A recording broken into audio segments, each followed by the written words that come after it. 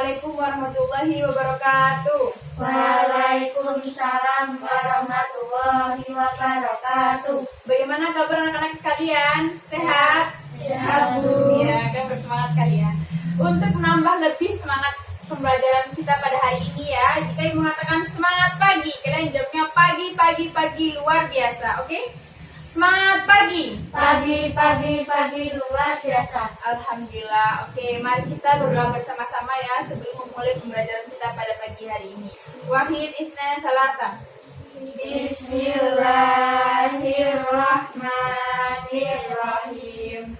Raditu billahi rabban wa bil islami dinan wa bil muhammadin nabiyyan wa rasulah. Rabbi zidni ilma warzuqni fahma.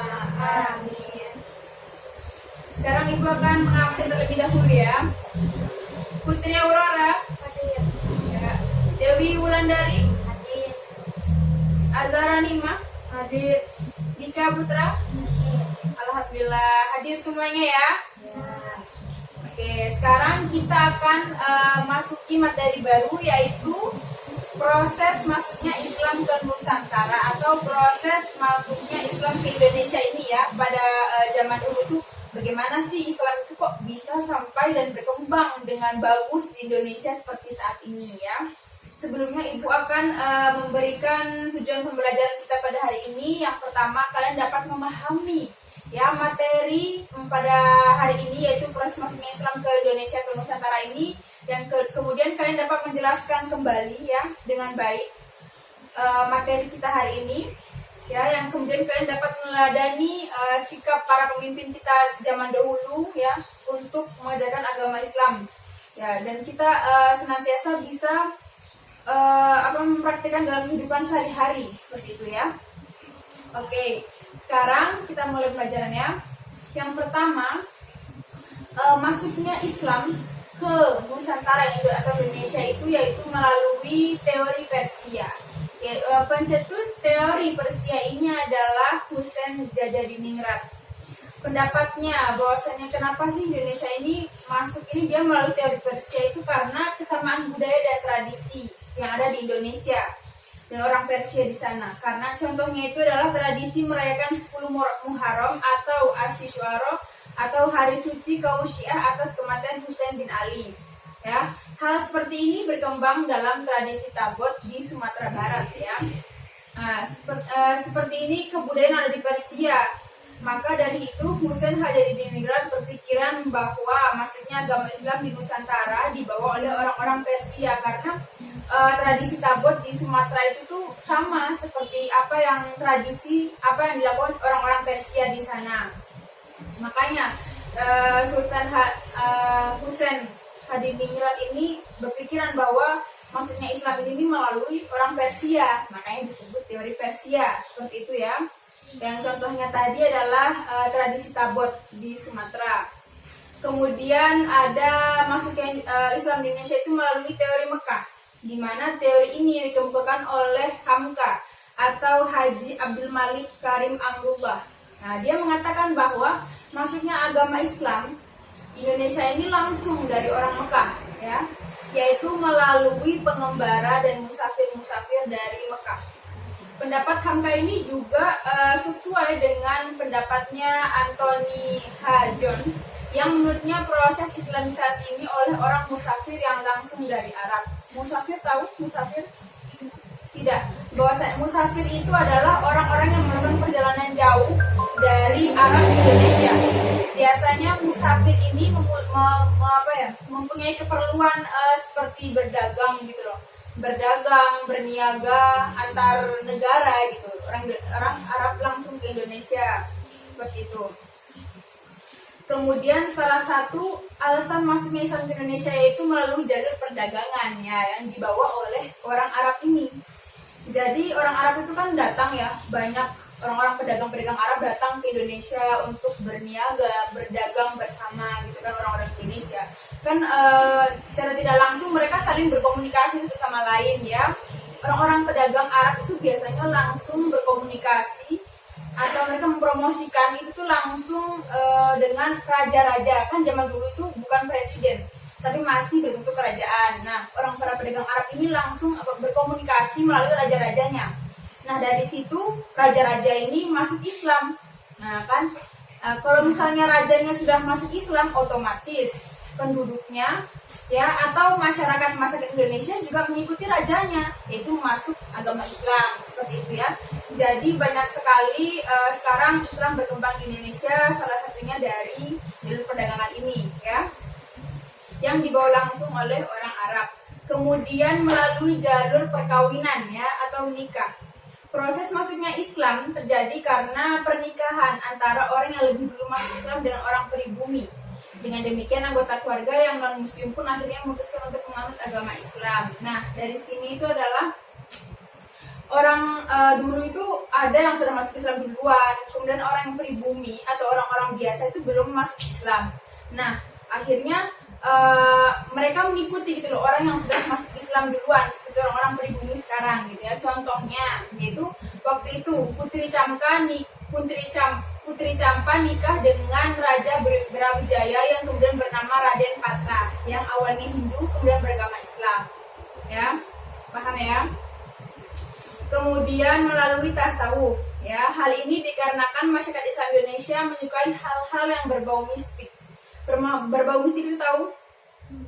Yang berbau dengan kayak dukun dan lain sebagainya gitu loh orang Islam. Nah, jadi tasawuf ini lebih mudah gitu loh. Bagaimana kita melakukan ritual dengan berdoa pada Tuhan atau Allah. Biasanya ini pada zaman dulu yang sampai sekarang masih terjadi, yaitu kejawen. Itu antara ya ritual-ritual tapi juga kepada Islam gitu loh. Seperti itu. Yang bermaksud jadi cara ini lebih cepat tersebar di Indonesia, terlebih di Pulau Jawa. Kemudian saluran pendidikan. Saluran pendidikan itu seperti keagamaan, seperti pesantren, kemudian MTS, MI, itu tuh melalui contoh adanya bukti ya tersebarnya Islam di Nusantara itu melalui pendidikan-pendidikan yang berbau agama Islam. Kemudian melalui kesenian. Ya, penyebaran agama Islam itu melalui seni yang di dalamnya terkandung unsur-unsur Islam. Seni pertunjukan wayang, contohnya ya, Sunan Kalijaga merupakan satu figur wali yang sangat menyukai seni sebagai sarana dakwah. Ia memasukkan unsur seni sebagai sarana dakwah, ya, sebagai unsur Islam ke dalam pertunjukan wayang yang dimainkannya. Dari sinilah masyarakat kemudian tertarik pada mempelajari agama Islam. Jadi pas dulu itu ada Sunan Kalijaga itu dia dakwah menyebarkan agama Islam itu melalui wayang kulit. Wayang kulit paham. Jadi kan main wayang kulit itu tapi itu di situ memperlihatkan dia dari wayang itu dia berdakwah gitu loh, mengajarkan agama Islam. Nah, dari situ akhirnya orang-orang tertarik. Sunan Kalijaga dapat mendakwahkan agama Islam dan sampai saat ini ya dapat berkembang dengan baik dan bagus gitu. Ada yang ditanyakan? Tidak. Oke. Sekarang Ibu memberikan tugas kepada kalian ya. Di sini Ibu mempunyai soal dan jawaban. Tugas kalian adalah mendiskusikan bersama-sama ya untuk mendapatkan jodohnya antara soal dan jawaban. Kemudian kalian membacakan di depan ya. Menjelaskan kepada teman-temannya. Ibu kasih outline sekarang.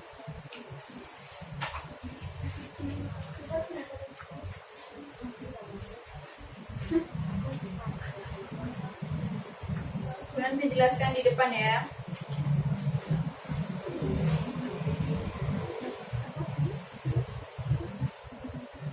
Oke, sudah anak-anak? Sudah. Oke, sekarang dimulai dari Mbak Zahra. Silakan. Nanti untuk jelas dibuka dulu ya maskernya supaya jelas. Sebutkan teori-teori masuknya Islam di Nusantara. 1. Teori Persia yang menyebutkan bahwa masuknya Islam di Nusantara sama seperti kebudayaan di Persia, yaitu tradisi tabot di Sumatera Barat. 2. Teori Mekah karena dibawa langsung oleh pengembara dan para musafir dari Mekah ke Indonesia. Ya, Ibu sudah paham ya? Ya. Ya, sekarang Mbak Dewi.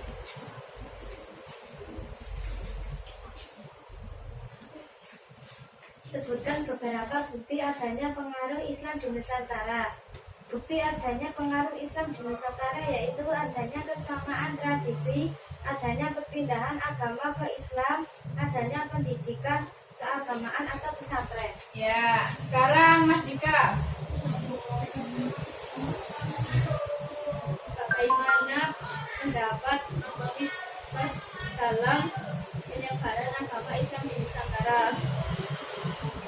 Pendapat mayoritas dalam penyebaran agama Islam yaitu proses Islam atau masuknya Islam ke Nusantara yaitu melalui langsung dari Arab melalui jalur perdagangan. Ya, sudah paham ya? Islam ya. Kemudian Mbak Putri yang terakhir. Silakan. Jelaskan secara singkat masuknya Islam di Nusantara. Bahwa salah satu masuknya Islam ke Nusantara yaitu melalui jalur perdagangan. Dikarenakan pedagang berhubungan langsung dengan raja, Ya. bangsawan dan raja. Jika raja sudah mengaku Islam, otomatis raja pun memeluk Islam. Ya. Sudah ya? Sudah jelas semuanya? Ya. Oke, sekarang sebelum menutup pembelajaran kita hari ini, Ibu mau tes. Ibu mau menanyakan kepada kalian. Sebutkan ya satu-satu atau anak satu proses masuknya Islam di Nusantara. Ya, coba. Satu orang satu. Ya, Putri. Melalui jalur perdagangan. Ya, betul. Menuju perdagangan ya, yaitu dari Arab ke Indonesia langsung itu ya, contohnya. Kemudian coba Mbak Zara. Melalui teori Persia. Ya, sebenarnya tidak ada dua teori ya, yaitu teori apa? Mekah sama Persia. Ya, Mekah sama Persia. Coba Mbak Dewi. Melalui? Pesantren. Ya, melalui pesantren ya, yaitu pendidikan berbasis Islam. Kemudian Mas Dika. Aku dari Arab. Ya, langsung dari Arab. Sudah paham semuanya ya? Alhamdulillah. Mari kita tutup pembelajaran kita pada pagi hari ini dengan berdoa bersama-sama. Bismillahirrahmanirrahim. Wal asri innal insana lafi khusrin illal ladzina amanu wa amilus solihati wa tawasau bil haqqi wa tawasau bis sabr. Syukron. Wassalamualaikum warahmatullahi wabarakatuh. Waalaikumsalam warahmatullahi wabarakatuh.